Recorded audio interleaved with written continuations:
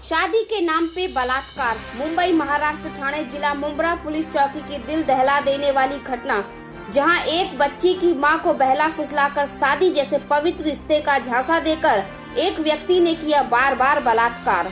जी हां, हम बात कर रहे हैं 392 सराय मियान दिल्ली गेट कोयल अलीगढ़ उत्तर प्रदेश के रहने वाले मोहम्मद हाफिज के 36 वर्षीय बेटे मोहम्मद फरहान, जिसने मुंबई महाराष्ट्र ठाणे जिला के मुंब्रा देवी रोड के सलमान अपार्टमेंट के रहने वाले मोहम्मद कासम बकाली की 38 वर्षीय बेटी सबा फरहान मोहम्मद को 4 साल पहले एक सोशल मीडिया के जरिए अपनी मीठी मीठी बातों में फंसाकर युवती को घर से भागने में मजबूर किया और फिर उसके साथ दिल्ली में कोर्ट मैरिज कर लिया, जिससे युवती, जो पहले से ही अपने पहले पति से पीड़ित थी और एक बच्ची की मां भी थी, उसने इस शादी को सच मान लिया और अपनी बेटी के लिए एक अच्छे पिता और अपने लिए एक अच्छे पति का दर्जा देने लगी। फिर फरहान ने उसे विश्वास दिलाया कि मैं तुम्हारा और तुम्हारी बेटी का जीवन भर ख्याल रखूंगा। ये सब सुनकर युवती के साथ जिस्मानी ताल्लुकात रखने लगा और जब उसका इन सब से मन भर गया तो उसने युवती को 3 तलाक दे दिया, जिसे देख युवती ने अपना आपा खो दिया और आत्महत्या करने की कोशिश करने लगी, जिसे परिवार के लोगों द्वारा बचा लिया गया। फिर युवती ने इस घटना की लिखित रूप से शिकायत मुंब्रा पुलिस में दी और उसने इंसाफ की गुहार लगाई। मुंब्रा पुलिस ने भी युवती को न्याय दिलाने और दोषी को कड़ी से कड़ी सजा देने का आश्वासन देकर मुंब्रा पुलिस इस घटना की छानबीन कर रही है। अब देखना यह है कि मुंब्रा पुलिस कब तक न्याय दिलाने में सफल होगी।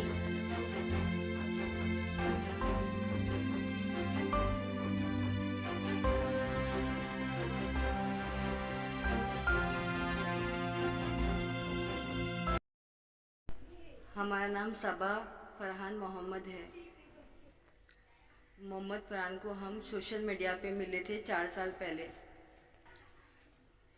वहाँ पर हमारी कुछ 2 साल तक ये बातें होती रही, फ़ोन कॉल वीडियो कॉल होती रही, बातें हम करते रहे। उसके बाद उन्होंने कहा हमें अपना रिश्ता आगे बढ़ाना है तो हम लोग को मिलना चाहिए एक बार। तो हमें मिलने के लिए 2021 में 7 सितंबर को अजमेर बुलाया गया कि आप आइए, हम मिलके आगे का डिसीजन लेंगे, हमें शादी करनी है या नहीं करनी है, या हम लोग एक दूसरे के मुताबिक ठीक है या नहीं है। उन्होंने कहा हमें अगर शादी करनी है तो हम लोग को एक दूसरे को मिलना चाहिए एक बार। तो हमने कहा ठीक है, ओके। तो हम मिलने के लिए उनकी रेडी हो गए। जब वहाँ हम मिले तो हमें बहुत ज़िद करने लगे कि हम यहीं निकाह कर लेते हैं, शादी करके ही घर जाएंगे। मैंने कहा नहीं, अभी यहाँ पर शादी नहीं करेंगे, हम अपने अपने घर वालों को कहेंगे और उसके बाद अच्छे से शादी करेंगे।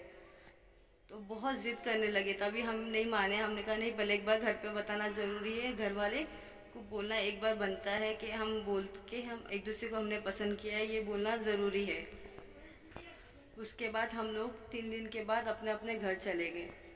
घर जाने के बाद फिर कुछ टाइम के बाद कहने लगे, घर पे बात किया हूँ हमने, तो घर वाले कह रहे हैं कि हमारे घर वाले नहीं मान रहे हैं और हम ऐसी शादी नहीं कर पाएंगे, तुम आ जाओ यहाँ पर निज़ामुद्दीन और हम यहीं पे शादी करेंगे करके। फिर हमें कहा हमने वकील का बंदोबस्त सब कर लिया है, आप बस आ जाओ टिकट निकाल के। और हम वहाँ चले गए 3-4 महीने के बाद, और वहाँ जाके बोला कि वकील जिनको हमने हायर किया था वो वकील आए नहीं है, और हमें पूरा निज़ामुद्दीन कोर्ट जो है वो पूरा घुमाए, कौन कौन से वकील के पास ले गए।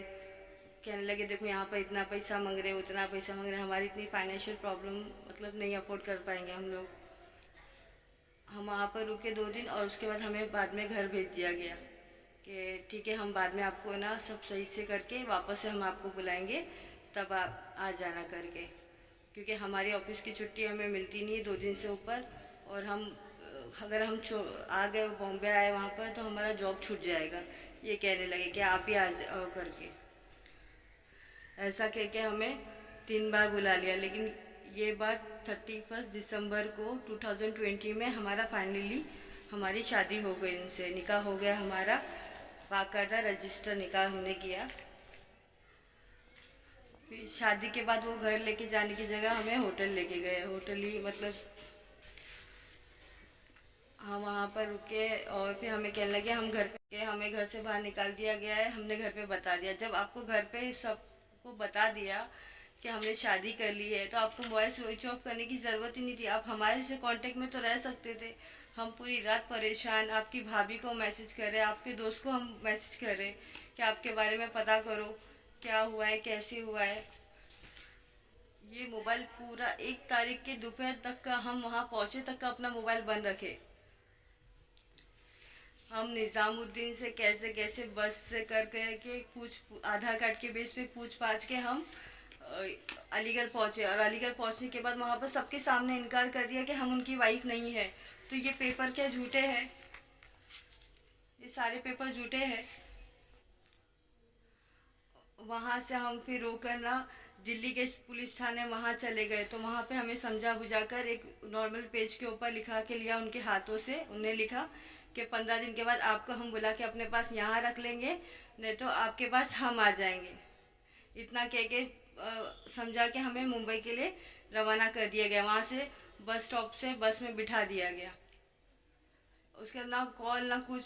हमारी जो टिकट हमने उनके हाथ से कराई थी वो टिकट तक ही कैंसिल हो गई। ये हम ये पूछना भी ज़रूरी नहीं समझा रास्ते भर में कि हम घर पे पहुँचे, कैसे पहुँचेंगे, क्या पहुँचेंगे, हमारी टिकट कैंसिल हुई है, कुछ हमें बताने को रेडी नहीं। हमारे को वहाँ पर निज़ामुद्दीन में जो गार्ड्स हैं उन्हें हेल्प करके हमें बताया कि बेटा आपको यहाँ से ऐसी ट्रेन मिलेगी, आप ऐसा बैठ के जाइए करके। उसके बाद हम मुंबई आ गए। मुंबई आने की 3 तारीख को हम मुंबई यहाँ पर पहुँचे सुबह में। और उनके बाद उनके जो मामू है जावेद, वो हमें ना फ़ोन पे धमकियाँ देने लगे कि आपने फंसाने के लिए शादी करी है, धोखे से शादी करी है, ये करी है, वो करी। 36 साल के लड़के को कोई धोखे से फंसा सकता है? गलत उसने मेरे साथ में किया है, मैंने गलत नहीं किया उसके साथ में। मेरे साथ में पूरे प्रूफ पड़े हैं और मेरी शादी हो चुकी है। ये चीज़ आपको नहीं पता थी मोहम्मद फरहान? मैं आपसे पूछना चाहती हूँ। हाँ, जब निकाह किए तभी भी तो हमारे पेपर सबमिट हुए थे, हमारा खुलानामा सबमिट हुआ है वहाँ पर। आप ऐसे कैसे बोल सकते हो कि हमने आपको धोखा दिया? आप मेरी बेटी से बात करते आए हो, 4 साल बात किया है उससे, मेरी बेटी से, और आप इनकार कर रहे हो कि बात नहीं किया आपने। हमारे पास जो प्रूफ है वो झूठे हैं। आप ये कह रहे हो और हमें डिवोर्स दे रहे हो, तलाक दे दिया हमें ये कह के। आप कैसे किसी की लड़की की ज़िंदगी खराब कर सकते हो? और कितनों की ज़िंदगी खराब करोगे आप लोग ऐसे झूठ बोल के? और मोहम्मद हाफिज़, आपसे पूछती हूँ, जो मोहम्मद फरहान के अब्बा है, हमारे ससुर जी, औरत को कैसे कह सकते हो कि आप लेन देन करके सॉल्व कर लो करके? अगर यही चीज़ आपकी बेटी की, कोई आपका दामाद कहे कि मैं दूसरी शादी करता हूँ, और ये चीज़ आपकी बेटी को कोई ऑफर करे, तो आपको कैसा लगेगा ये बताइए? पैसा इम्पोर्टेंट है आपकी लाइफ में कि किसी की इज्जत इम्पोर्टेंट है? हम गिरी भी नहीं है। लोग निकाह क्या इसीलिए करते हैं ताकि उनको शादी कर ले, निकाह कर ले, उसके बाद उनको तलाक दे दिया जाए। ऐसी निकाह होती है, उनके साथ में ऐसा करते। तो ये तलाक, ये शादी का मतलब ही क्या है फिर? क्यों हम निकाह करते हैं फिर? हर मुस्लिम से मैं पूछना चाहती हूँ, आप निकाह करो और उसके बाद आपको बोल दिया जाए कि आप तलाक ले लो, तो क्या हम इसलिए शादी करते हैं कि कोई हमारे को बीच रास्ते पे हमारा इस्तेमाल करके छोड़ के चले जाए और उसके बाद हमें तलाक भेज दिया जाए? ऐसा मोहम्मद हाफिज, मैं आपसे पूछना चाहती हूँ कि आपके घर में बेटियां नहीं है? आप कैसे किसी बेटी को ऐसा कह सकते हो, किसी और की बेटी को? मैं अपने